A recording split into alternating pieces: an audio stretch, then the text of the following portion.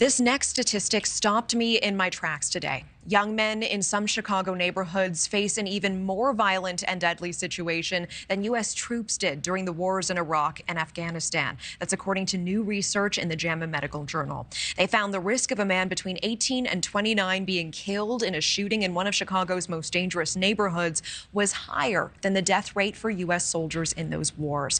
Now, here are some of the shocking numbers they found. In the Chicago zip code 60624, the homicide rate for young men is more than 1,200 for every 100,000 people. Now compare that to U.S. troops who were heavily engaged in combat in Iraq, where the death rate was just 675 for every 100,000 people. Joining us now to discuss this, Dr. Brandon Del Pozo, professor at Brown University, part of the team behind this research. Brandon, thank you so much for being here. Thank you for having me, Natasha. Were you surprised by these findings? So, for a while, Chicago was called Chirac as a trope, sort of talking about the war in Iraq. As a person who was a New York City police officer in the 90s, I thought it was possible that that lived up to the reputation, but we wanted to do the math. And at one level, we weren't entirely surprised given the concentrated levels of violence in cities like Chicago. Your personal journey from a police officer on the streets of New York to researcher, I think, is a story for another day, but very interesting. Was it just Chicago where you saw these shocking statistics? So we looked at the four largest cities we could get information for, which was Chicago, Philadelphia, New York, and LA. We found Chicago had the most acute problem.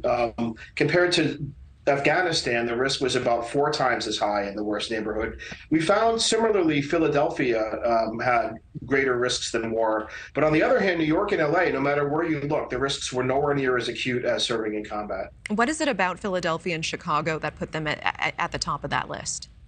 I mean, it's listen, if I understood the secret ingredients to a city's violent crime problem, I'd probably get up from behind the desk. But there's a lot of things, right? So number one, I think the violence there is fairly concentrated, and it is high. Although overall, the fatality rate in Chicago is not quite as bad as it was in the 70s and the 90s. In these neighborhoods, it is as bad as it has ever been, and it's as bad as it's ever been in Philadelphia. So there's something about the intense concentration of the violence in these areas. Okay, and I want to ask about this. You know, we talk so much about the PTSD of combat veterans returning from the battlefield. What do you think that this sort of violence does to the psyche of young men who are living in these dangerous areas? Well, it's terrible for not only the psyche of the young men, but the people around them, their family members, people who care for them, the survivors. And I think what's important to note, and we noted that in the study, is that when you go to war, typically it's for 1 tour of duty, maybe 2, right, a year or so. But the risks of living in these neighborhoods accumulate year after year after year. So our analysis compared year to year. But that's not the true analysis. It's a year of exposure to war versus a lifetime of growing up in this neighborhood. Last quick question. Are there any recommendations on what can be done about this?